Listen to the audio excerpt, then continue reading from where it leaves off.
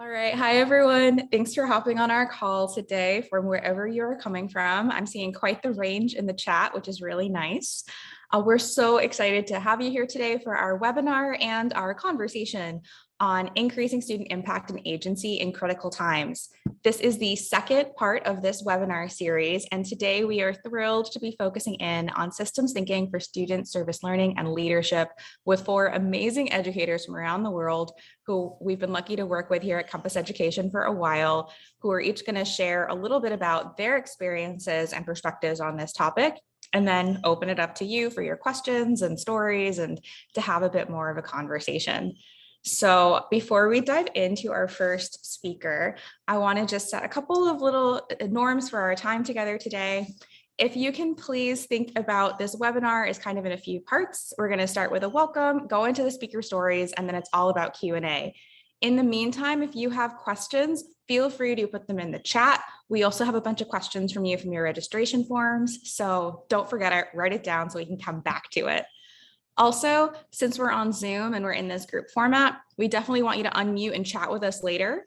And in the meantime, during the story sharing, it would be great if you could stay muted just so that we can really hear our speakers well. We'd love to see your faces though. I think many of us as teachers know how nice it is to see faces on these virtual calls. And we'd welcome seeing them. Some of you we've never met, some of you we haven't seen in a long time. And then please feel free to use that chat as a conversation space the entire time. So be as active as you'd like. And again, write down your questions for the end. So if you have any questions now, feel free to put them in the chat. Otherwise, I am very excited for us to start with a little introduction to Nicole Swedlow, who's going to tell us a bit about Compass Education and what we're all about. So I'm going to stop screen sharing so you can see Nicole and hear what we're doing here. Hey, everybody. It is so nice to see all of you, and especially lovely to see so many new faces and people that we don't already have involved in our network. And just always a gift to be with this group of people. As I was saying to your speaker today, as I got on a little bit early, it always feels like such an honor to spend a day, especially a Sunday, with people who are as dedicated as they are and all of you are. Compass Education is an organization that was started by educators and continues to be run by volunteer educators across the world who are looking to empower learning communities to educate and act for a sustainable future.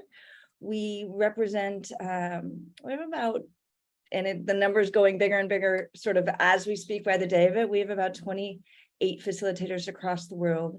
Compass Education has been taught or learned in, we say 42 countries, but the number again is something near 70 at this point. And we have more than 2,000 educators that have gone through our trainings and continue to move this work. And what I especially love is the organic nature of it. Compass Education does very little promotion, and yet educators move school to school, group to group, and I often find in my conversations that I'll speak to somebody at a school and they'll say something like, oh my gosh, no, it's integrated everywhere. Everyone here does this work. And that's what we want to see. We want to see this kind of important work empowering educators and empowering students to be change makers in the world happening and continuing. And so I'm super excited to be here with some of our superstar educators in the world who do amazing work, and just to have the opportunity for them to share the work that they're doing. So thank you all for joining us. If you want more information about Compass Ed, please reach out, connect. We're easy, fun group of people who just want to work hard to bring this work into the world. Thank you, Nicole. And I am, like you just said, very excited to welcome our amazing speakers today, who in this case are actually all educators who work with our team more closely. So I'm really excited to hear them talk about their work in their schools. They're all in schools doing work, and they're going to be sharing with us today. So first up, we are going to hear from Cindy Chen. Growing up in a multicultural environment, Cindy Chen thrives to cultivate a global approach in education, empowering young leaders of the world. Cindy's involvement with Compass Education started as a passionate teacher who wished to expand her horizons and tools towards systems thinking in 2013. Ever since, sustainability has been her core value, practices, and now she's a trainer with Compass Education. She's currently a learner and educator at NIST International School for MYP Sciences, DP Environmental Systems and Societies, and Secondary Service Learning Coordinator. Cindy is very blessed to be involved with a very supportive and collaborative network amongst international schools in Thailand. So Cindy, I'm going to hand it over to you to tell us a little bit more. Thank you very much, Gitanjali. Can you hear me okay? All right, wonderful. Yes. So grateful and blessed to be here with everyone today. And let me pull up the visuals. As Gitanjali mentioned, I am very grateful to be in the role of Secondary Service Learning Coordinator and a science teacher at NIST and currently in Bangkok, Thailand, working with very, very passionate and committed educators, students, admin, and parents together towards the many complex issues around the world that we're working towards. And it takes a village, really, and it takes communities, school community, local community, and also global community together to tackle these complexity within. And I'm sharing here within our school community, we do have a quite unique team consisting of students, service learning coordinators, school leaders, and parent service lead. It's called the Service Core Team. It works side by side with the student council as well, but focusing very specifically towards service learning and also sustainability. And 43 service groups, 120 service student youth leaders, 50 service teacher mentors, and we frame our work and efforts based on the SDG goals of humanitarian, inclusivity and equity, sustainable and resilient communities, environmental sustainability, and unity and collaboration. And this has been inspired by the work that Lawrence and Mike and Kate also spearhead in the global community, which I will be mentioning very shortly. And also with the local community partners that we work with, 56 NGOs, foundations, social enterprise, and many more. And also inter-schools community, connecting with international schools and local Bangkok schools, forming something called the Bangkok Service Network. I know that many regions have their own service network as well, or maybe a different name, equally valuable, inspirational. And here in Bangkok, I think this year is our 11th annual conference that's going to happen very soon. And the global community that I was mentioning about, that we got inspired in terms of framing the color theme and also the efforts towards the different SDGs. Currently, we have 8 schools around the world: Bangkok, Hanoi, Frankfurt, Yokohama, UAE. Mike, Lawrence, and Kate will be chatting about this more together as well. And we are called the Impact Team. The students came up with this name, and Impact stands for Inspire, Meaningful, and Purposeful Action through Collaboration and Teamwork. And this is really something that we tap into the flexibility of internet, Zoom, and making good use of the pandemic and also online learning time frame, navigating the different resources and finding opportunities to connect and meet with each other. And since the pandemic, we work really, really hard because the students realize that even though we can't meet in person with each other, there's so much we can do still online. Not only that we connected with each other through the global community, and also we maximize our efforts towards transforming all the different processes within the school into online format as well. So able to carry out 182 proposals and lots of relief work in collaboration with the local community members and organizations that I was mentioning earlier. And the students really utilize a lot of the tools from campus education to unpack the complexity within each issue, making sure that the actions that we're taking are meaningful, impactful, and authentic. And earlier, Gitanjali asked us to think about why do we do what we do and how do we define service learning and youth leadership. And this is actually a word cloud created by the students during the pandemic, because I always like to bring this question to the students. What do you think why we do what we do, and how do you define service learning? And I'll just pause for a moment for us to take a look at what the students have created. And now I'm going to exit screen share. And thank you so much for being here with us tonight. And I'm going to pass it back to Gitanjali. Great. Thank you, Cindy. And thanks for starting to share with us a little bit of the work you're doing at NIST. I really appreciate that you're giving us an introductory peek into both the work your students are doing, the way they're using systems thinking, and the way you're connecting to the local and global systems with your partners, with the other schools, and with the other educators and their students on this call. So thank you very much for that. And I am excited to hear more later. Right now, I'd also like to welcome Kate Dory to give an introduction to herself. So Kate Dory has been working with Compass Education for over 8 years as a facilitator and member of the Learning Empowerment Group and Executive Committee. She is currently the Middle and High School Service Learning Coordinator at the United Nations International School in Hanoi, Vietnam. Kate believes that systems thinking is key to developing the problem solving, critical thinking, and transfer skills necessary to make sustainable change, and is very excited to be part of Compass Education. Kate finds balance by chasing her 2 children around town and working closely with her husband, who challenges her to keep thinking and question everything.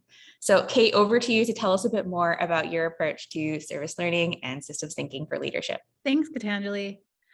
So again, my name is Kate Dory, and I'm coming to you from Vietnam. I'm the middle school and high school service learning coordinator here at UNIS. And something that I think is really special about our approach is that we take 2 different approaches in middle school and high school, and I'm going to share a handbook right here. In middle school, we take an approach where we embed all of our service learning into the curriculum. We have a core team of student leaders for each grade level. They work with the service learning team, they work with teachers, they work with their peers, they do a lot of facilitation, and they really do a lot of the change work within our service learning program. We have a thematic focus for every grade level, where in 6th grade, we focus on life on land. In grade 7, we focus on SDG 1, no poverty. And grade 8, we focus on good health and well-being. So each grade level has its own SDG focus, which allows for a lot of curricular connection and connection into their trips and into the work that they do through the whole year. In high school, we have about 25 different groups, each led by students and each working with a partner organization. Again, we have about 56 leaders within our service learning program, and all of the groups are created by students. Either they've been created many, many years ago and students continue to develop and work within these groups, or we have new ones that get developed each year. And you can have a look at that in the service learning handbook. I think building off what Cindy was saying, that having a whole school approach and really putting this work in the hands of students is where we find incredible power.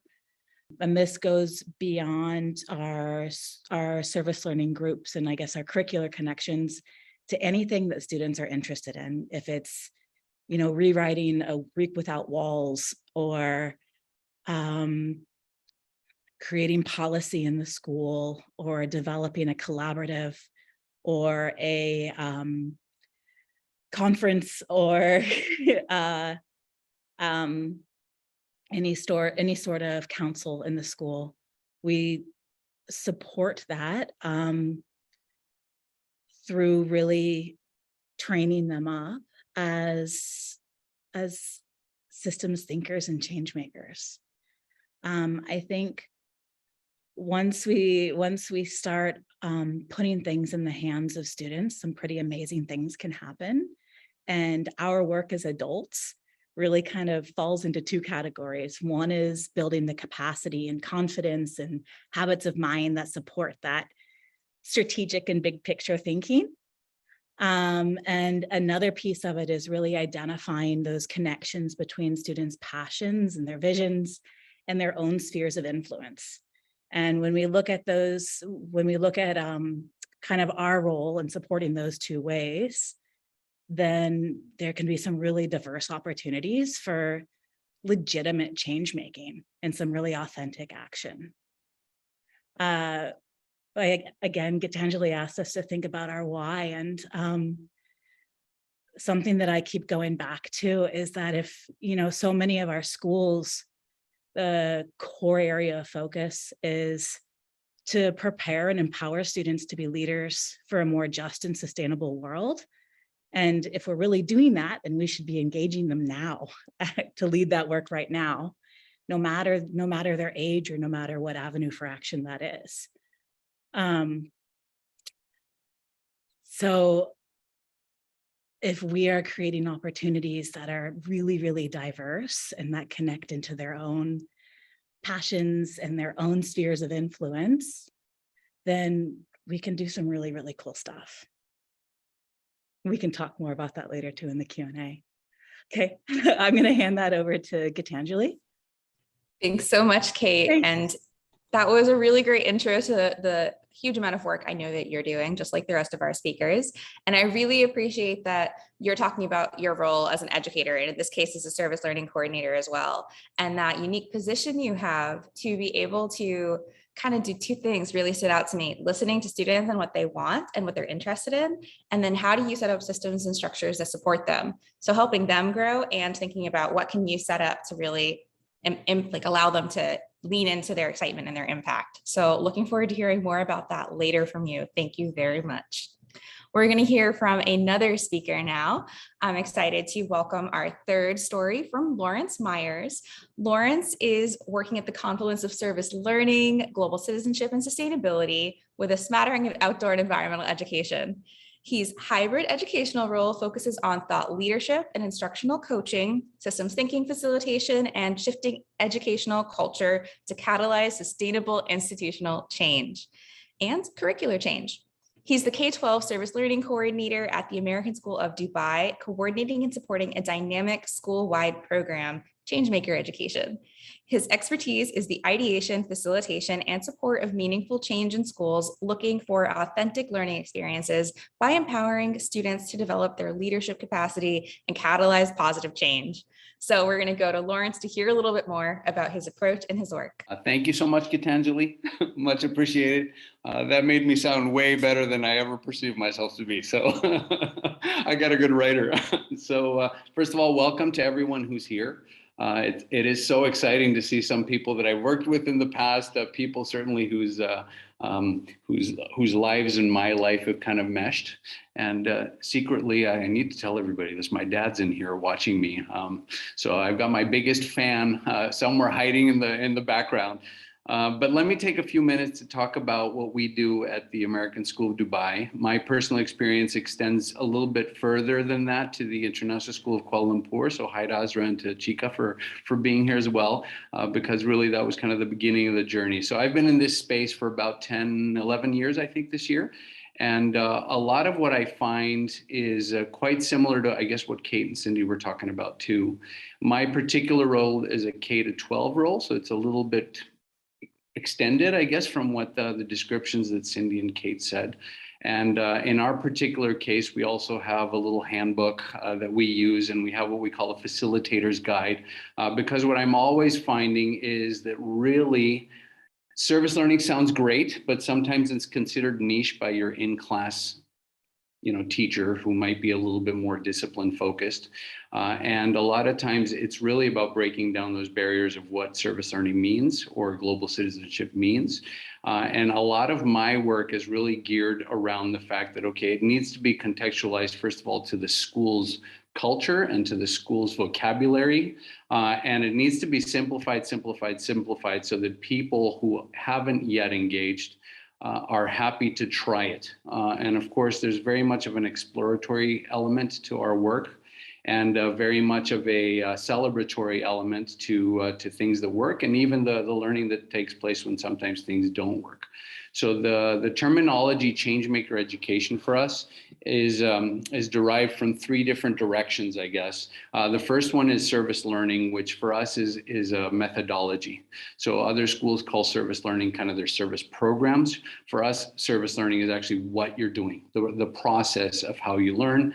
We use the IPARD system, which has been brought to the world by Kathy Berger-Kay often. So the basic system that I think a lot of CAS programs would use too, but we're not a CAS program, we're not an IB school, but we use that regardless of whether we're working with 3-year-olds, or we're working with 18, 19-year-olds. So we essentially use the same exact format, regardless of whether it's in the classroom, out of the classroom, anywhere, just to simplify the process and make people recognize that they're able to, first of all, do it again and again and again, and kind of internalize over time. The second piece for us is the what we call the global citizenship. And so for us, the global citizenship is really how we subdefine essentially the skills and dispositions that are required for kids to think of themselves as change makers. So they obviously need to empathize. They need to be able to communicate, to critically analyze, to think about solutions and the problems, of course, that the solutions would address. And so for us, really, that is a good link into what we have at our school, which is the student profile and also our core values. Again, a lot of the contextual stuff of what the school does. And in our particular case, we have a mission statement that does not use the term sustainability. It doesn't use the term service, but it does use the term contributor. So a lot of our descriptions and the way that we define things within our school uses that term contributor, and the idea that really every child can be a contributor in their community. And similar to what Kate was talking about a little bit earlier, she was making a lot of connections to the self. You know, in the end, it's about recognizing that personally, I have an impact on the world around me, however I'm defining that. And I am able to do what I can for that world to become better, whether my world is kind of a small space of a family circle, for example, or a classroom or a school or the world at large. And finally, for us, because we are in Dubai, and this of course is becoming much more prevalent everywhere, but because we're in Dubai, service is very hard to do in this city and in this region in its kind of traditional form. We can't just go across the street to where there might be pollution in the river and clean it and then have a learning experience kind of around that. Here things are a little bit more how should I say, procedural. You need a lot more authentications and official allowances to do things. And really a lot of times the service is hidden, or the needs are hidden. And so for us, what's happened is we are using the context of sustainability as the way forward, because when you talk about sustainability, and of course we do a lot of the compass work, so we do use that nature, economy, society, and well-being. And of course that brings in a lot of conversations about wellness, about engagement on a personal level, in addition to the community level and to the global level. And so what we try to do really is recognizing that people, if you're thinking about sustainability and our relation to that, everyone has a way to serve in that particular context. And so for us, it's allowed us to break barriers, so to speak, and to make service and service learning more approachable and easier to engage in within a community where that would otherwise be a little bit more difficult to do. And I did want to highlight also something that both Kate and Cindy mentioned, and I think Mike will speak of this too, is this kind of international engagement.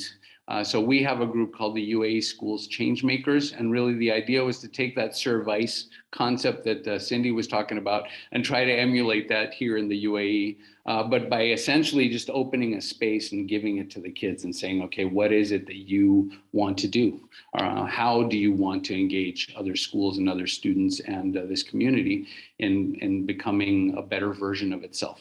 And so we created that little space, and then by extension into that same impact program that the others on this call are also engaging in. And essentially as advisors of that, you kind of sit back and just kind of watch the kids run. I remember asking my dad, since he's on this call, when I was younger, Dad, how did you bring us up? And he said, well, it was easy. I just sat back and watched you grow. So I use that same philosophy within that setting. You just put the kids in that space and then just step back and let them lead in whatever way they feel that needs to be done. And so I think I'll stop there. I'm certainly open to questions and answers later on as well. So thank you. Gitanjali, it's all yours. Thanks, Lawrence. And thank you for, continuing this theme of recognizing that students just need support to be able to go free.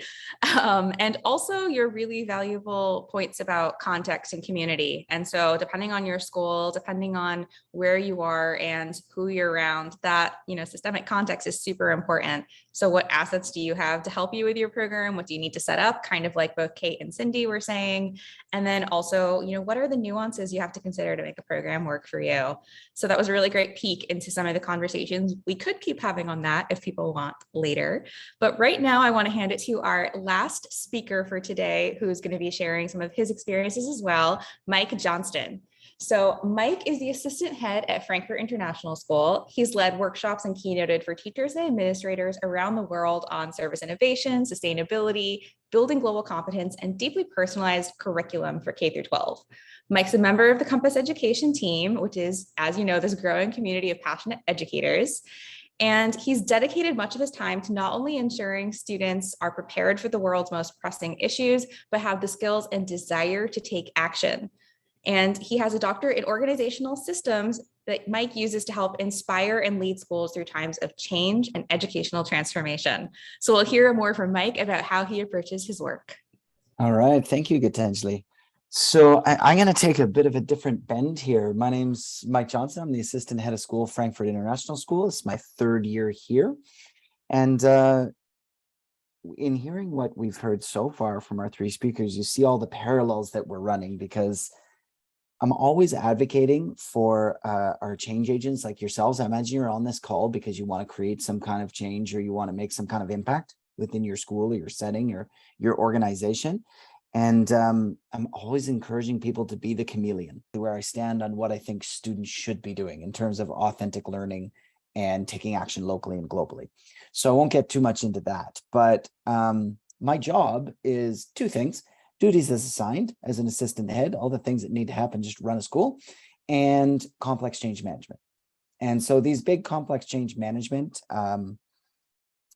movements that we're making in the school, probably I'd say one of the biggest that has impact is getting students to do authentic work by applying their learning in something meaningful. And I often coin it, better learning, better world. Because the more that you do that, the more they develop their skills and their character traits, and at the same time, make a better community, whether that be in the family unit, in the school, in the city, globally, whatever it might be. So I want to take you a little bit macro. So first of all, as change leaders, we're thinking about all the systems and pieces that work within our schools and our communities and our networks. We're thinking about change theory and how to do that, and how does change actually happen. And we're also working with mental models, where we're looking at what are people thinking and why are they thinking that, and how do we understand what they're thinking and therefore what they do. And I'm here to kind of challenge everybody to say that is absolutely no different from the work that we do with students. It's exactly the same. And whether we are working with 8-year-olds, same theories, same tools, it's just the levels of complexity that continue to increase as you get older. And so I challenge everybody to kind of look with that systemic frame at everything that you're doing. And so when I did that at Frankfurt International School, what I realized was, our tagline at school is a world of opportunities. And that is no lie. There are so many opportunities for students to do things. What's interesting with the world of opportunities is sometimes those opportunities can be disconnected, because there's lots of great things going on, but they're going on here, there, everywhere, whether it's service learning or CAS or inquiry units or personal projects or whatever. We could list 25 things. So I felt that part of my job in this change work was to bring those elements together. So like Kate said, what do? Put it in the hands of the students. So we ran a leadership course, and we called it leadership because that's the language that resonated with Frankfurt. Yep, parents were like, yes, I want my student to be a leader. I will sign them up for that 15-hour course. Okay, great. We had more people apply than we could handle, so we had to make some adjustments. They all came into the leadership course. What was it really about? It was really about change making and creating a sustainable future, as it always is. And they actually took ownership, renamed themselves Lawrence. They called themselves the change makers. They interacted with your change makers. They looked at the change making going on in Thailand, and all of a sudden they had a global community. And I can tell you, when it was put in their hands, it was amazing to watch. One of the pinnacle moments was watching them present to our school board. And as they were presenting to our school board last January, one of the things that they advocated for was, we want time during the school day to do these things, because we're so dedicated, we're doing it on extra time and whatnot, but in the world of opportunities, there's too many opportunities. And so our time gets sucked into all these different things. So Naning put into the chat there my website, and on my website there, if you go to the learning stories, in the learning stories, it kind of chronicles that whole journey. And so you can see the steps going from leadership to change makers, to hosting a change maker internal conference last year, to hosting a European one coming up this March. And it's all for students, by students. Have a listen to the podcast. And if there's one intriguer I can leave you with today before we get into questions. Change work is not always about more. In fact, it's often more important to look at the to-don't list. And if I can recommend a book, hit this one, Subtract: The Untapped Science of Less. Because if we want our students to do more, sometimes we have to figure out how to get them less. Looking forward to talking. Attention.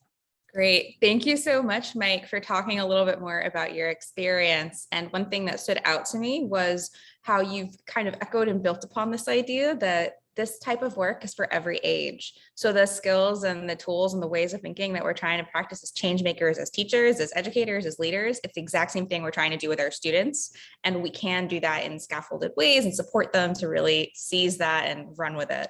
So I'm very excited to hear more from our 4 speakers. And before we open it up to Q&A from everyone on this call and looking at the Q&A from our registration form, I have one more question for the 4 of you to answer as you will.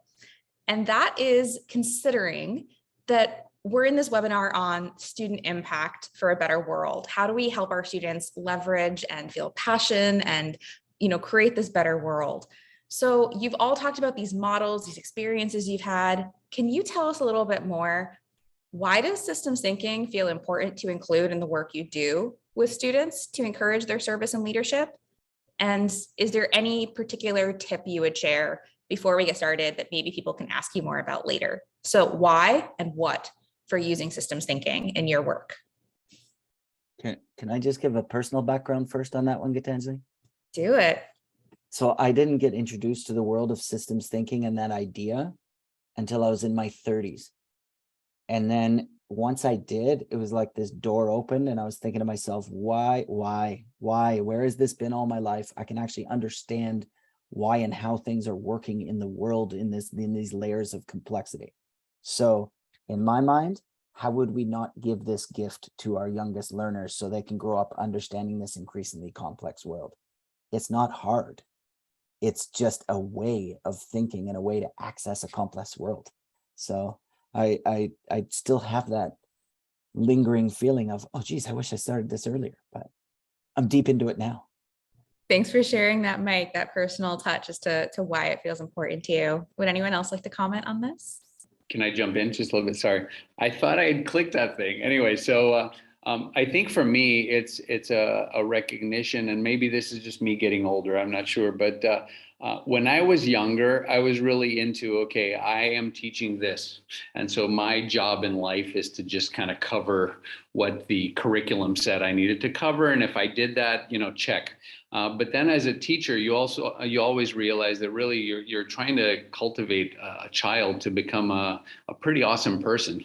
And you're going to do that successfully, even within the confines of kind of curricular disciplinary work. But as the whole concept of the whole child, starts moving around and making its way, and we're all in agreement of that whole child, I think it's really hard not to at least wonder how you're going to make connections between the different parts of this child, whether you're talking about SEL and academic and non-academic, whatever, or whether you're talking about the ability of a student to to analyze appropriately and deeply. And so that piece for me has really kind of opened the door to the recognition that if you give the children the tools, and this is where I love the Compass, first of all, they're very simple tools. And second of all, they're like you can use them anywhere in any way. So they're really, really helpful regardless of what kind of level you're dealing with and what the topic is. And what I found was that really the kids were engaging a lot more deeply. And now, of course, looking at themselves with a little bit of molding, looking at themselves not as pure recipients of knowledge, information, and skill building, but as active contributors to a community. Again, maybe small, maybe large, but that mind shift from I am the recipient to I'm actually the giver, and I'm being cultivated to do that is a big shift for me. And I think it's really important, especially, as the world goes in the direction it's going in, and we need a little bit more, speed, I guess. Can I jump in here with a yes and? Okay. I think also there's the really important element here of hope. That being a systems thinker connects us to a real tangible sense of hope, be it understanding the systems and context in which we're working, or developing some very important capacity and confidence as change makers and as leaders, knowing that we can do this, we can have an impact, and we can bring a community together around something. Absolutely, I agree. Yes, and also broadening perspectives. And I realized, and I think I reconnected with systems thinking a little bit earlier than you, Mike, late 20s. And it also gave me that light bulb moment of thinking, wait a minute, how come I've never really thought about it from that perspective and that way? And working with students, younger learner, it is actually quite fascinating. They're natural systems thinkers, but oftentimes the structure of an educational institute would like students to focus more on specific discipline or specific subject learning. So that's why opening up again for the younger students and learners to dive deeper into the complexity, embrace the complexity and the sense of hope, like Kate mentioned, and taking actions and having a positive impact to the world is very important. I have one last yes and as the oldest, I came to systems thinking much later, in my 40s, in fact, having done all sorts of work in nonprofits at the sort of crossroads of education and sustainability. And I walk into my kids' American school thinking that I'm going to help everybody become better, service groups and outreach. And I found so quickly that I had no way to help these educators who were dedicated to their work and their outcomes understand their role in sustainability. Even though I had 15 years of doing it in all sorts of contexts, I couldn't figure it out in the classroom. And I couldn't figure it out how to help educators feel empowered as change makers. They were great educators, but they didn't understand maybe their role and what systems thinking helped do. And I came into systems thinking in frustration, figuring out, I don't know how to do this, but I know it's important, was that everybody identified as educators their role as systems change makers in this greater world, and could see that standing from their position, their professional position as math teachers or as English teachers, and they could identify why that contributed to better outcomes in the world, which is why everybody started teaching in the first place, but had sort of, forgotten that there was this bigger picture maybe along the way. And this gave everybody a space and an opportunity and a place to stand from this conversation of sustainability. So I think I can wrap it around with a quote. This is a nice small world. Steve K. Do you remember Cayman from United World College, Southeast Asia? I think you may have had him in grade 5. Okay. He's now graduated university. Yeah, I know it's not good for us showing our age, but when he was in grade 5, he was introduced to these systems tools, and I had him in middle school. And when he was in 8th grade, he was one of our leaders in this stuff. And he said to me, "Oh, Mr. J," he goes, "now that I see systems, I can't unsee systems." And I said, "Hey, Cayman, are you okay with that?" And he's like, "Yeah, no, sometimes it could be overwhelming, but do I ever understand the world better? And I'm just a lot happier." And I thought that to me was one of the biggest accommodations of working with kids of that age. And I believe, Steve, it started in your inquiry units using the compass itself is where that journey started for him. Amazing. I love hearing that, the history of Cayman, who also has worked with Compass on a couple other things, but I can't believe he's out of university. Wow. Just that legacy of how you start something with students who are young and you see it grow and evolve and help them frame their whole way of viewing the world, that worldview, those mental models. How do we shape those to help encourage and allow our students to have the impact they want as individuals in the world? So we've heard lots of great ideas. Thank you, panelists, for answering that question. I would love to transition us into a little bit more of an open conversation and some Q&A for the rest of our time together. So before we do that, I'd like to again invite everyone, if you're able to turn on your camera so we can see faces and have a bit more of a conversation. Feel free to adjust your names on your Zoom screen if you want us to call you by anything in particular. Feel free to add your pronouns, anything else you'd like. And I'd love to open it up to first some Q&A from people on the call. We do have questions from the registration as well that we can pull in later, but I'd love to ask you to perhaps just raise your hand or unmute if you're super keen with questions that you have for one person in particular or for the whole group whenever you are ready. Hi, sorry, can I just unmute? That's easier than me typing away. Certainly, of course. I'm in a new position in a school that's kind of not really engaged in any kind of service learning at the moment. Even though it's an IB school, it's kind of really quite an early stage.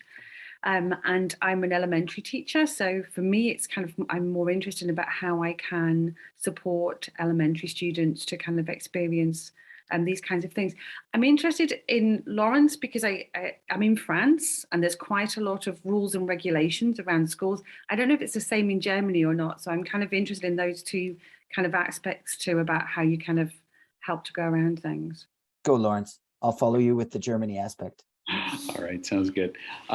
So Jed, the situation, I think what is making a difference for us is we have a couple things kind of in place. One is kind of the structural organization of our elementary school. So in our particular case, we have 6 sections for each grade level. So we're a school of about 150 kids per grade level. And essentially how that works is we have a team lead, and then we have a disciplinary lead, and then we also have a service learning lead per grade level. And it's those service learning leads who become very much the critical pieces. We do our service learning similar to what Kate was describing at Eunice in the middle school, but in our case, we do that at the elementary school, also middle, but in elementary, it's almost exclusively service learning within the classroom. And what we're finding over time is that service learning systems, basically all these things and this authenticity of learning over time will create conversations that will go something like this. The service learning unit isn't big enough because if you want it to be authentic, we need to give it time to kind of develop and take care of itself. The second thing is, well, there are all these disciplines we can bring into the service or the topic or the theme. And so why don't we create more multidisciplinary conversations? And so those service learning leads actually become conduits to the other members of the disciplinary kind of grade level team. And so it's important in our particular case, what we do is we train them in service learning, but we also train them in using tools similar to the, not exclusively Compass tools, but also Compass tools in terms of a kind of methodology, if you like, as they move forward. I don't know if that answers things at all. It is critical also to have a specific person on staff that's going to be your coordinator, so to speak. I think it makes a massive difference for schools to have a designated service learning or sustainability or global, so whatever you want to define that in the context of your school, because that person has time to actually connect to the local authorities, to do the appropriate paperwork, to find external partner organizations that might support the learning. That's a tall ask of a already full-time faculty member who typically is overworked already. Okay, thanks, Lawrence. Thank you. Yeah. Mike? I'll expand and suggest 2 things quickly. First, I think it's why the students at our school named it Change Makers, and those students are also involved in service learning. So there was a service learning program before I arrived, and it's got a long history. And so what they thought their role was to help people learn how to create change. Now, that's exactly what a service group is trying to do. But so is your student council. And so is the athletic leadership group. And so is like anybody who's trying to create, like I'm putting on a social, or I'm trying a kindness committee because there's some, bullying or bad words being used on the playground, whatever it might be, it's all change making. Right. And all, in my mind, all service as well. So you got to kind of play with the language because there's tons of opportunity right within the walls of your school to do that. And I will also point you to, I don't know if it's the same on your tiles, right above you on the Brady Bunch tiles here, you've got Christina Backel. She's at my school here at Frankfurt International School. Her and her team in the middle school and also happening in the elementary grades are just implementing something called Day H right now, which is flexible scheduling. And that flexible scheduling it's just out of the gates, but it's amazing already to see students taking ownership of their own learning. And I would say, Christina, most of the people who are like students, as they're starting to think about the things that they would do to create positive change, so much of it is in the area of well-being, like for themselves and for their fellow students and so it really, like, all that's accessible. It's all right there. So those are my two suggestions. That's great. Thank you. And I think with that, there's more buy-in when it comes from the students themselves. Like in the past, we've tried to do service projects, but a lot of the laws here in Germany, you have to be at least 14. Our school only goes up to grade 8. They're barely turning 14 when we send them off. So we've been very limited, I guess, in that way, because you can't like go to an animal shelter or anything, but there are schools in our community that we can reach out to that you could co-partner with. But yeah, like if it comes from them, and I think the reason that a lot of the well-being is coming up is because of the pandemic. Everything that they've experienced in the past 2 years. This is the first year that I'm teaching grade 6 where I see the impact of it. I didn't see it as much with last year's kind of 2 sets coming up, but not just academically, but socially, like realizing that it was grade 3 and 4 when they were stuck in their homes for months on end. And so I think they're trying to figure out how to wrestle with that and what they could do and improve their lives because of what's happened to them, I guess. Day H has been great. It's only been 1 session so far. I don't know what the little ones are doing as much because I don't go to that side of the school as often. I hang out with my big guys. But they ran some workshops on each of the compass points. And the next Day H that's coming up is on Wednesday, is the students will get to choose 2 that they want to explore more because they're running a workshop in November for all of grade 5, both campuses. And my campus is a smaller campus. We've only got 42 middle schoolers in total. So they're running the workshop for grade 5 kind of as a launch into their exhibition. But that's a perfect practical example because we didn't let them splay into all these different things that they would do right away because they're just learning the tools and stuff. So their first real boundary is, okay, in November, how many would that be? 130 fifth graders, Christina? I think 130 fifth Like graders. that, we've got 23 in our campus. I don't know how many y'all have. Also 150. So we got Okay. 150 fifth graders, and those workshops are going to be run by the middle schoolers preparing on Day H. It's a win-win on both sides.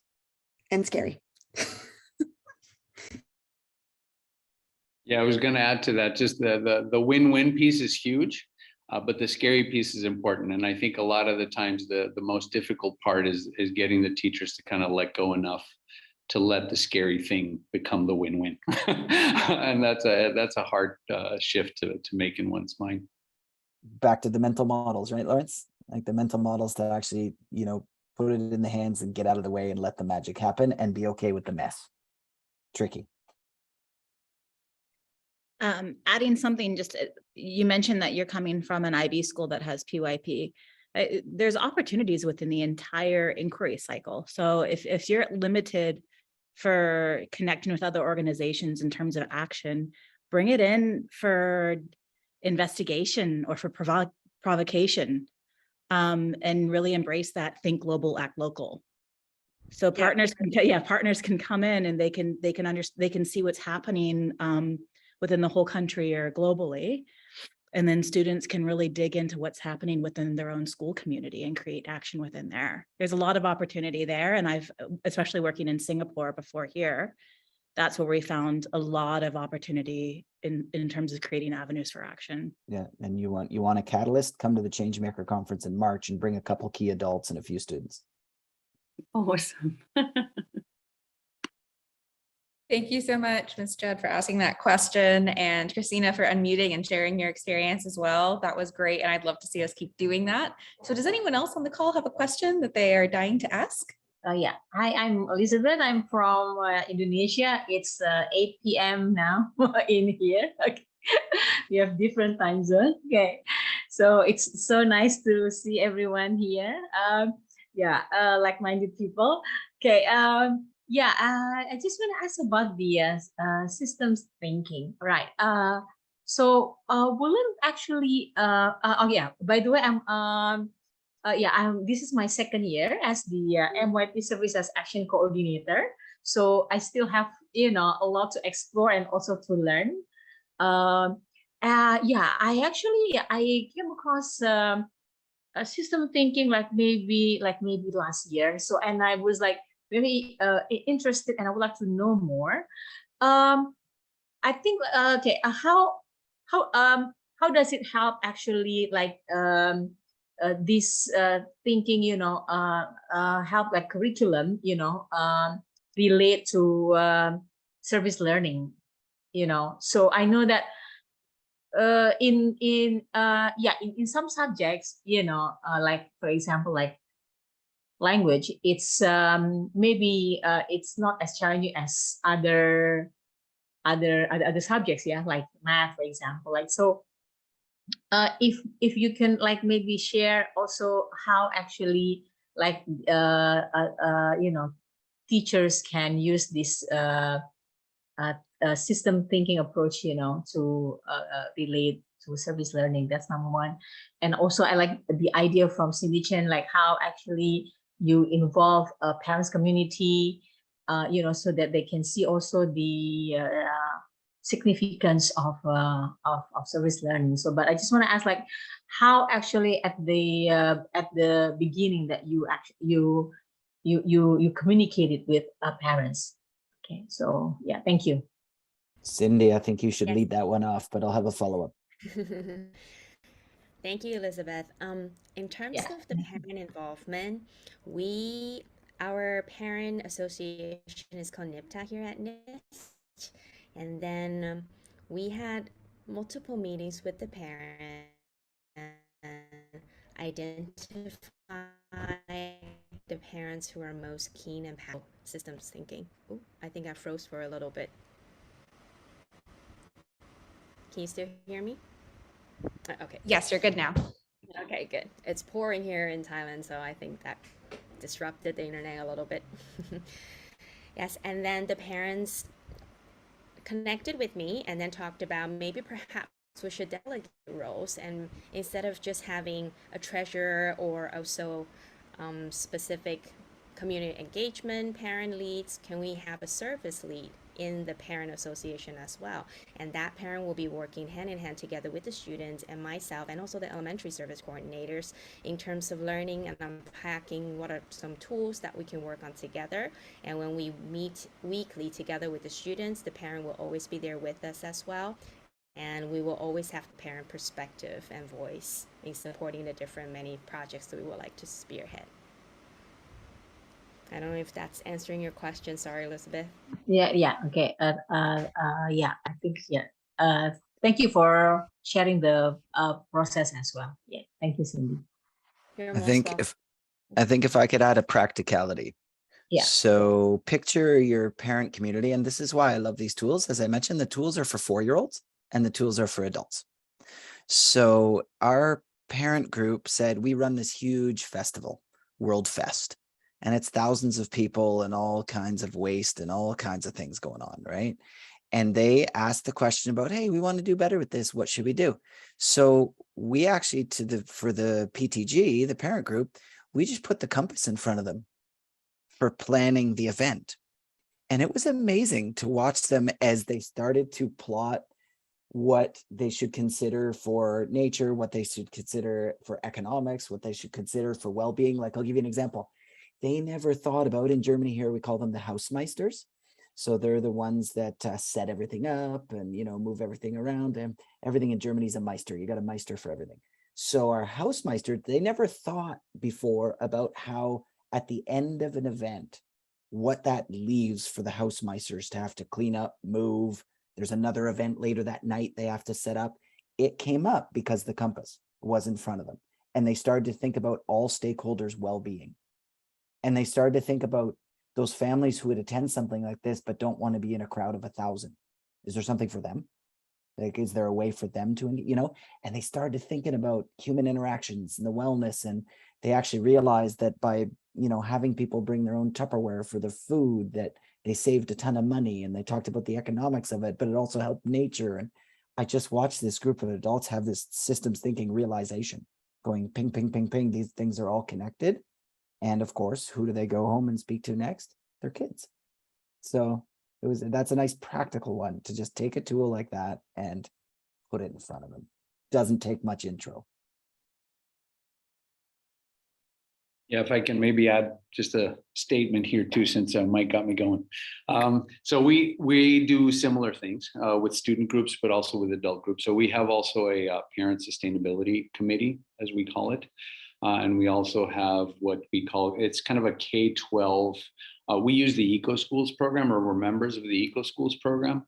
And so essentially what the Eco Schools program does is allow student facilitator team essentially to run what we call an advisory board, which meets 5 times a year. And essentially what the kids then do is the kids are facilitating this multi-stakeholder, usually between 30 and 50 people. And it's actually really cool to have students kind of telling the head of school what he needs to do and where he needs to go. And so we use those tools in those settings too. But even with the parents, with the faculty, when they're doing, we have something called responsibility for learning, which is essentially our growth model for the faculty. And we use service learning as a process there as well. So the investigation, the planning, the action. So when a parent sits down, like Mike was describing, to talk about their big event, so here we call it the carnival. And so they're doing that event, but then you're also saying, okay, what kind of data can we collect to be able to investigate, and then how can we plan out? So the short-term benefit is the connection to the event itself, but then the event becomes the investigation for a larger change over time. So for us, it's really cool because then the parents have buy-in, and they've of course personally gone through the process, so they can really connect to what it is that we're asking the students to do or providing opportunities for. To jump in with another example, we also do very similar things. And another thing we have is what's called Sunday of Service. And it's an opportunity, it's once a month, where families can choose to go on different trips with our service learning groups. And I'm just thinking of one example of a group that was leading a tour at a moon bear rescue center. And this is something that the kids had prepared for, and they created all of these activities. But one of the activities they created was around the compass, and they had families write their questions for a Q&A session using the compass. So as they were touring the facilities, they were creating questions for the students who are tour guides, and also for the people that worked at the facility. And just getting that kind of systems thinking tool in their hands, but also just those habits of mind, to thinking about different perspectives and how they're connected. Using it as a tool for question making was a really cool thing that we saw the kids do. Another example from Eunice is that we recently had a dress code policy review, and students led this entire review. They workshopped things with parents. Everybody's shaking their heads. But part of their work, it was incredible, and it had parents and coaches and faculty and administrators and students and everyone in there, and they systems mapped, the impact of dress code and different dress choices for students. So even just bringing in some of the systems thinking practices was a really cool way to surface out different perspectives and different cause and effect relationships. And it was, I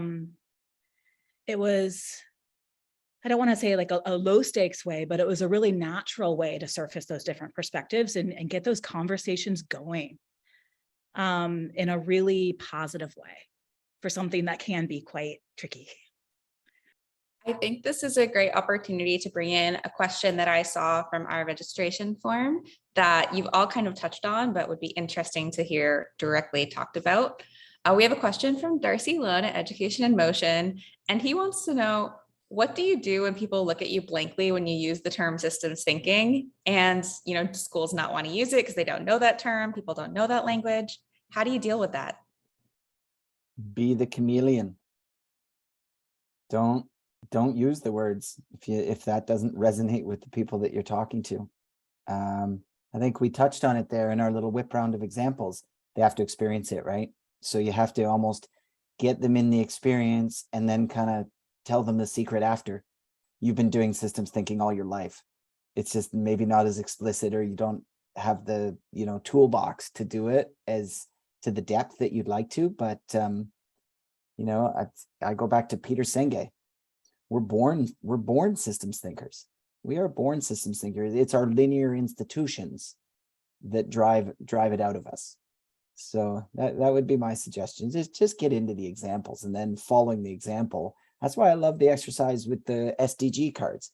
Take the SDG cards and map the causal connections and write on them. And you don't introduce it as systems thinking. People just make this giant systems map. You take a picture of it, they look at it after and go, holy, that's complex. And you're like, yep, well done. You're a systems thinker. We knew you could do it. Yeah, I absolutely agree with Mike. Carry out the activity first, carry out the discussion and conversation, then later say, we actually just did systems thinking. And I found that oftentimes carry out the activity with students and then introduce them into systems thinking. And when they start to talk about the terminology in front of other educators and other teachers, then that's when I start hearing during coffee or over lunch, and the teacher will be saying, oh, the students were talking about systems thinking. I wonder what that is. Then they will be more interested and also asking more questions about it. Sorry, Gitanji, let me jump in. One additional thing. I'm realizing sometimes the conversation is not going to have a workshop attached to it, right? So you're in the hallway, you're talking to somebody about systems thinking, and they're looking at the Darcy's blank statement look, right? So the idea is, if they're educators, they're often talking at least about cause effect or root causes of things. In science, this will come up a lot, social studies, so connections are happening even in the classroom without the terminology systems thinking or specific tools that we use. But they're typically, I think, quite eager. If you start talking about that cause effect and how do you use cause effect in your classroom, then they're of course now eager to talk about it. It's pretty cool to see the kids talk this way or recognize this. And so really the systems thinking is kind of a cause effect plus, right? So it's a little bit more extended and a little bit obviously more complex potentially, but it's almost like okay, what are you using? How are you using it? And how can we help you to move that forward? And I think that often becomes practical for the person you're talking to. And I think that connects into the why too. Like, why is that so valuable? And when you ask kids, a lot of times they'll say, well, because you got to think big picture. Well, then that's what it's called. Or you need to lead strategically. Well, then that's what it is, right? It can be so many things depending on the context or the language of the community. One of the funniest things I came across in my PhD research, because you may have heard of my introduction, I have a PhD in organizational systems. People look at me with the blank stare. They're like, what are you talking about? What I found was, as we went through that work and I researched all kinds of systems thinking, systems dynamics, systems, there's so many systems worlds out there. The irony of it all is they don't talk to each other. It's very bizarre, very protective of their own discipline within kind of this systemic larger thinking. But we don't have to do that in schools. We can just give kids access to all of it to tackle this complexity. Thanks for sharing your thoughts on that and connecting to how, it's important to be, I love that metaphor, the chameleon. It's important to be a chameleon, adjust, talk to people, listen to what's going on around you and what the norms are in the language and use it, right? That's a part of understanding your context, which is what systems thinking is all about. The context matters, and seeing what's around you, understanding people's mental models can help you change them. So any other questions from this group that people are dying to ask? I'm seeing another very related question from my perspective in the registration responses. And Richard Walters from the Budapest British International School wants to know a bit more about how you can incorporate service as action into the work or service learning without overburdening teachers. So I think you've touched on this a little bit, but it's worth talking about. We're all teachers here. How do you do this? How do you encourage teachers to do it without impacting their well-being negatively? I see you holding that book up again, Mike, that you were telling us about when you were saying, it's not necessarily more. Do you want to speak a little bit more to that? Sure. When you're sitting looking at those unit plans, for a PYP planner, I guess the critical question is, what are the essential foundations that kids need in order to access actually applying that learning? Because most of the time there's way too much stuff in there and you end up using most of your time. It's one of the challenges of PYP. There's 6 units across the year. We all know there should probably be 4, but nobody likes to talk about it because they're like, oh, I'm not sure. No, that's the structure. But no, we got to simplify it because to get to that depth. So you're absolutely right. It's a great question, because in the end of the day, what really are your boundaries? What are your boundaries? And so much more is in teachers' control than they think. And so I often find myself coaching with teachers on, do you really need to do that? Like, what are you really trying to do here? Like, what are you really trying to get out of this unit? And we end up just taking things out to see where certain things may go in order to give that freedom to actually do something authentic and meaningful. And schools get really creative with year-long units. All right, that's a common thread that keeps coming from those inquiry units that allows them to go to the depth that actually serves students better. And let me add my 2 cents worth to that too. I think a lot of times we benefit from having a school where we have a full-time person like myself. We also have an edible education coordinator who works specifically also within the classroom, but focusing on food as a global issue, and does a lot of systems thinking stuff with food related topics.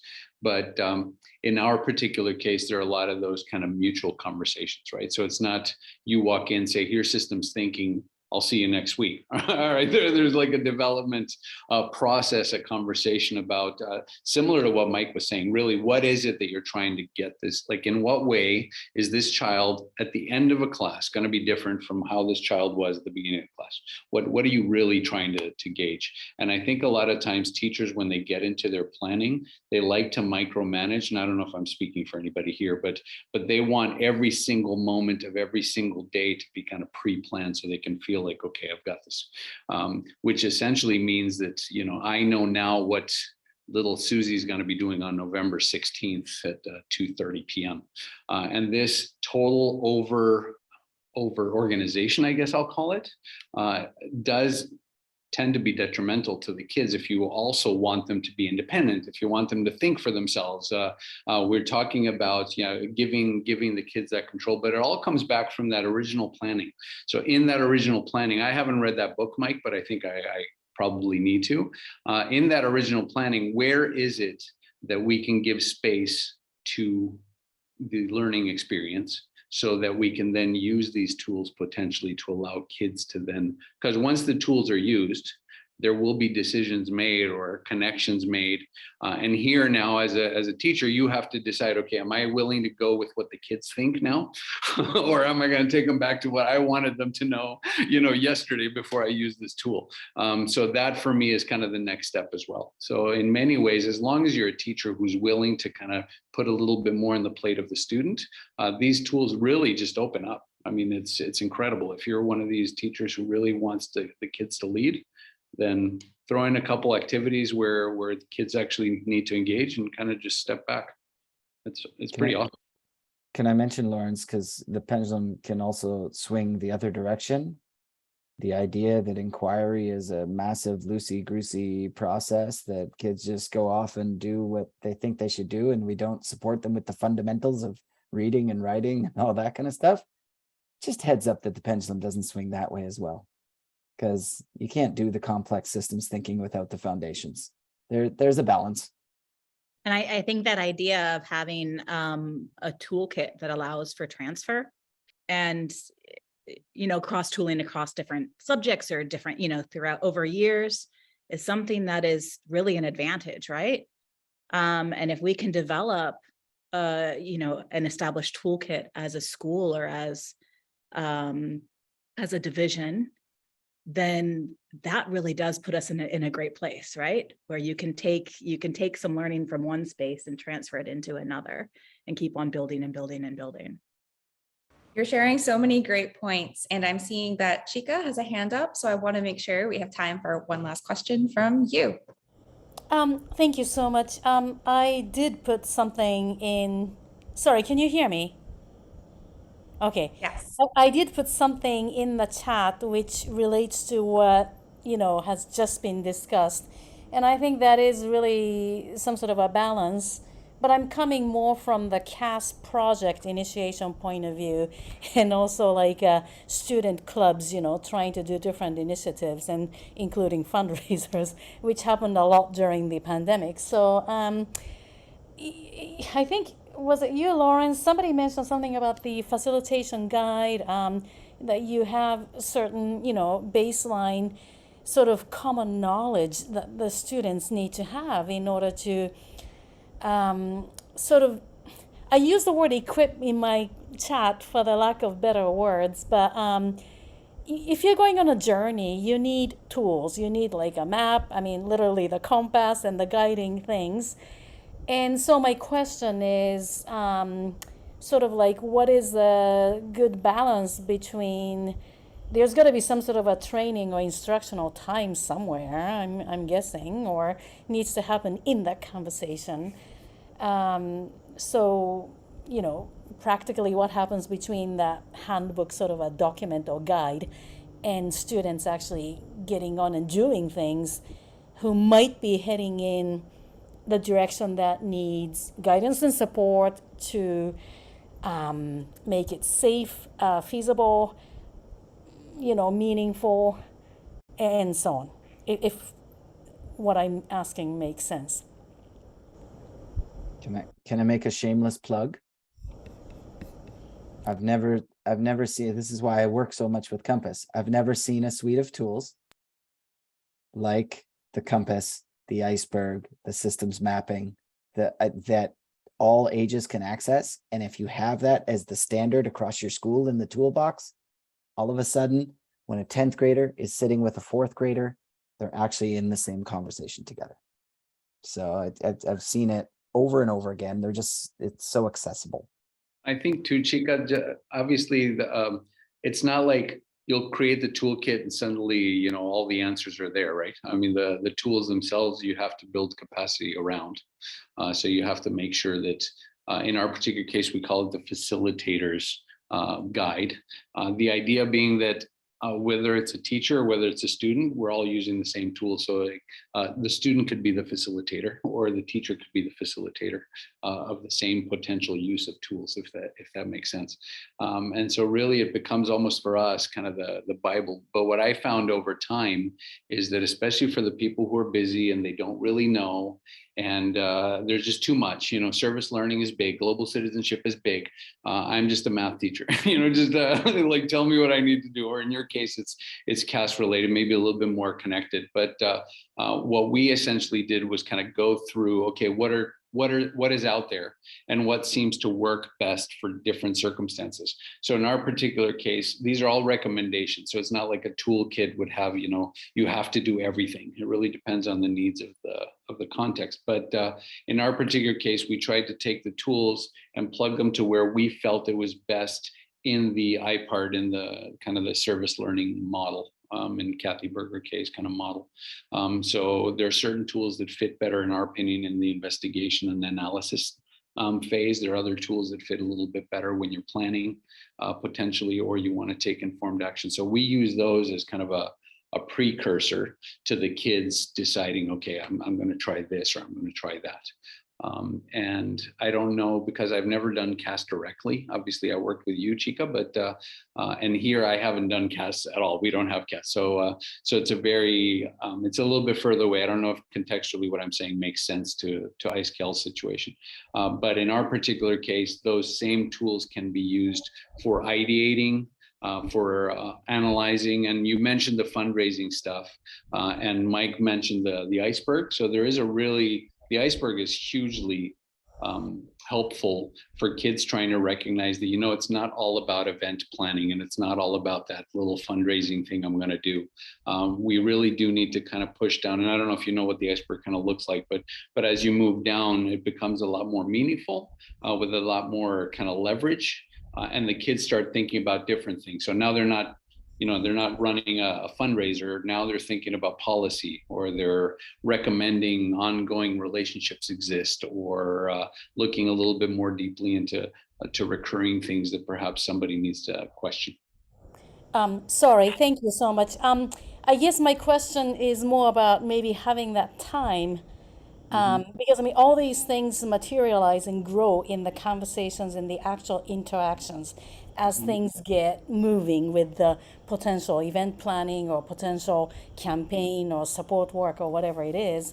And I feel like when students come to my office, I only have limited time, but when I'm there, I can speak with them. And I'm just wondering if there is like a systematic timetable time when any school is doing a bit of this service learning plug in their class or pastoral care or whatever the time. I think my question pertains more to the time and opportunity, and obviously we have to seize the moment, as they come up. But is there more structure to that use of time, or?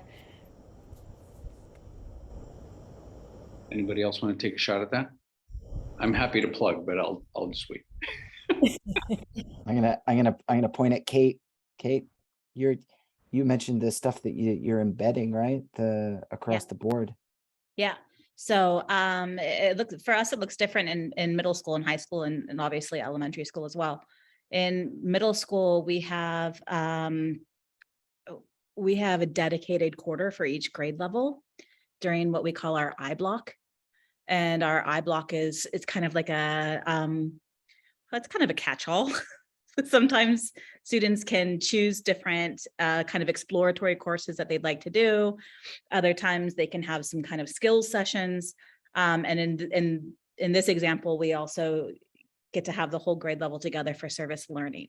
So that really supports like some big actions or some big deep work that they're doing throughout the year. But then also we have the embedding into the curriculum.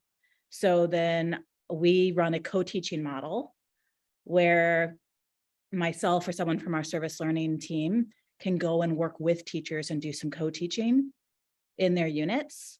And that's where we found there's been some really cool work. It also helps us kind of pass work to unit, like between subjects, or have it kind of flow between units across the whole year. So that's what it looks like in middle school. For high school, the groups that we have meet once a week, and they meet for about 40 minutes once a week. These are the student-led groups. And then we, across both middle school and high school, we kind of have a lunchtime meeting schedule where different leadership groups can meet. And that's kind of protected time where we have lunchtime meetings. So yeah, it happens all over the place. And I'm sure it's completely determined by, your school's scheduling and leverage you have within there. This is what it looks like at Eunice. Well, Kate, thank you. I think that's what I was kind of asking. So you pointed me in the right direction. Thank you. If there's any resource that you can share on that use of time for high schoolers, I would really appreciate it. Thank you so much. And Cindy, I noticed you also had unmuted for this. So I'd like to hand it to you. And ask our panelists if you're comfortable to put your email addresses in the chat for follow-up questions, if anyone has them, since this is our last question for today. So Cindy, over to you.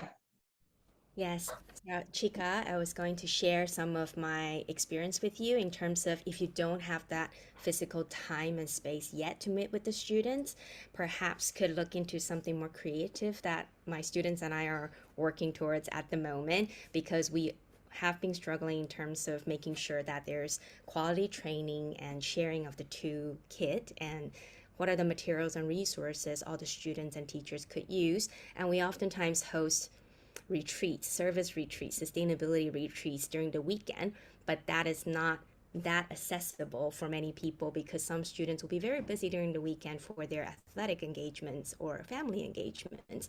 So then the students came up with an idea, why don't we transform some of the learning tools and the toolkits online? So right now the students are working with our IT team to create a platform that has interactive videos, quizzes embedded in between, to share how tools could be used and utilized and what are some different ways it could be applied. So it's in the process. And once the platform is done, more than happy to share with you. That's amazing. Thanks so much, Cindy, for adding that. And I am cognizant of time and that we're going to have to wrap up shortly. So I do want to point out that everyone has put their email addresses in the chat. I think Cindy's going to add hers soon because she was just speaking. And you're welcome to follow up through these school email addresses, or you can reach out to us at team@compasseducation.org and we can connect you as well. I would like to wrap up by doing one thing today. I'm going to share some slides with some QR codes for some ways you can learn more, but then I want to hear from our speakers. So a moment for you to think. I would love to wrap up with each of our 4 speakers today sharing a sentence or two about something that gives them hope regarding students having an impact to address the world in these critical times. So speakers, a couple of moments for you to think. What is one thing that gives you hope about students leading for this better world, having an impact in these critical times? And as I mentioned, I'm just going to share a couple of resources while they think. One, which Ninning has put in the chat several times, is this free intro to the Compass tool. So if you don't already know the Compass, you're at a new school and you want to share it with other people to help build that shared toolkit and shared language, this is a free online course we have that you can share. You can do during a PD session, you can do on your own. That is on our website and through this QR code here. So that's available to you. And if you or anyone you know wants to learn a little bit more, we do have 7-week online facilitated courses that are all about these tools and all about using them in the classroom. So this first level course, this Teaching and Learning for a Sustainable World, is all about using systems thinking in the classroom to integrate sustainability, integrate change making into that curriculum. What can it look like? It's a real great intro to those tools. And we have a new cohort beginning October 10th. We also have a more advanced course, which is the second level, which is all about being a change maker and how can you use systems change? How can you make systems change and create a more sustainable world, seeing yourself as a change agent, as an educator? And actually, Lawrence is going to be one of our facilitators for this cohort starting on September 19th. So if you want to learn more or you want to do it with a cohort so you guys can figure it out together, we encourage you to check these out. But we're also, again, just a community trying to talk, trying to chat and exchange ideas. So I want to wrap up with our panelists and I'm going to ask them to just unmute when they're ready. What's something that gives you hope? I'll start. Okay, so 2 things that give me hope. I'm always looking at, well, not that I'm the expert on trends, but I do like to kind of create my own version of trends. And I think, first of all, the trend of sustainability education and service learning at especially international schools seems to be kind of on the rise. When I first started ISKL, it felt very, very lonely. And the community now is much larger. And of course, with that educator community comes the capacity building for our students. And it's really nice just from a micro level, just the pure number of kids who will walk in. And like I said, we're not an IB school, so we don't have CAS requirements or anything like that. Just the number of kids that walk into our office essentially asking for, okay, how do we do this? How can we address that? And I know it's all anecdotal, but man, it's adding up. And you can't help but not be hopeful with just the sheer volume of that happening. And thank you. Thanks, Lawrence. I'm going to pass it over to Kate. I had 2 things that came to mind. The first one was how many kids come and say, hey, I want to rethink, something. Just the idea that our students are thinking really deeply about how they're approaching change and impact. And they're wanting to go back and rethink, how they're building reciprocity, or, how they're thinking about wider impact, or how they're connecting to younger students, or, whatever it is. But it's a lot of these conversations around, I really want to rethink this. And I think the other one is that schools are really looking to students as leaders. And that's something that makes me really, really hopeful. Thank you, Kate. Very hopeful. I'm going to hand it over to Mike. 2 examples. The Changemaker Leadership Group presented to the International Schools of Germany, to their board, and made a proposal to them how they could make this change across the whole country. And they got off that call, and the 4 of them were jumping around my office, so excited that they just had this call. And they looked at me and they said, oh, I thought all those directors would be much meaner. They're actually really nice people trying to make a good world. And I thought, yeah, no, there's a lot of layers to that comment. And then a 7th grader comments to me last week. He said, Dr. J, I feel like you're giving us the recipe to the secret sauce. And I'm like, yeah, kind of. He's like, are you worried that we're not going to need you for much longer? I thought that was one of the best comments I've had in a couple of years. Amazing. Thank you. And Cindy, your thoughts? I think for me, it will be the word growth. The growth as change makers that we're seeing from our students, the growth within ourselves as educators, as systems thinkers, the growth of the school community connecting with local community and the global community. That keeps me very hopeful. Thank you so much for sharing that. Thank you to all of our panelists for sharing their experiences and ideas today. And thank you to everyone on the call or who's tuning in later to pay attention to this and do this important work in the world of building a more sustainable world, using tools, using our passion, our time, our energy. Just thank you so much for joining us. It's been wonderful to have you, and we look forward to seeing you at our next webinar, date to be decided, but it will be featuring student leaders, and we'll hear a bit more student voice. So thanks so much, everyone. And wherever you are, have a great day, afternoon, or evening. We look forward to seeing you again soon. Thank Bye. you. Thank you. Thanks, everybody. Thanks, Thank you. Angelique. Thank you. Hi, Lawrence. It was good to see you.